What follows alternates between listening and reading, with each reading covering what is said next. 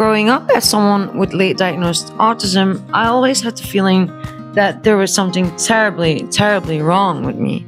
See, I was already diagnosed with ADHD at the age of 11, and then OCD came way later, and autism then even later.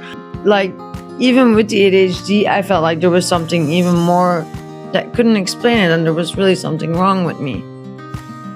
And it was then around the age of 20 something, around that time I also experienced, due to all the overstimulation and all the sensory input and me not knowing I was autistic and me constantly overwhelmed and all the other things in my life, not knowing what was wrong with me, I had a psychotic episode.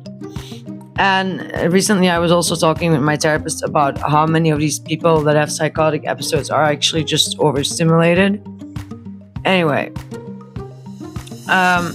and in that psychosis, I thought one of the thoughts was also that the doctor knew at birth what was wrong with me. My mother knew, they just didn't tell me because it was too severe and I couldn't handle it or whatever.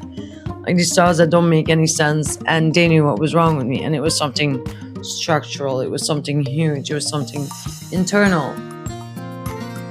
And I was gonna soon find out what was wrong with me. Anyway, later they told me, then a couple of years after that, they told me that I might be autistic.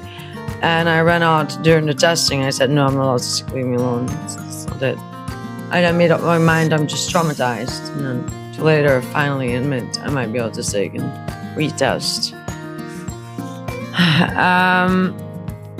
Yeah.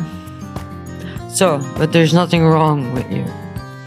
You're just autistic or have comorbidities. It doesn't mean there's something wrong. I know it doesn't mean that you have some sort of tumor they're not telling you about or whatever.